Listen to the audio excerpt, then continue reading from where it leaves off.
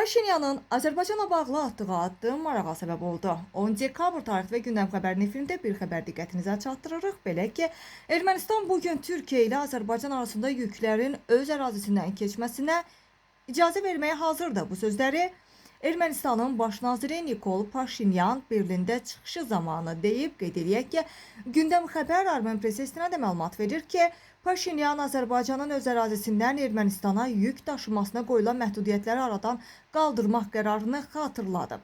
Azərbaycan prezidentinin bu qərarını və bəyanatını çox yüksək qiymətləndirirəm, çünki bu çox mühüm və müsbət bir hadisədir.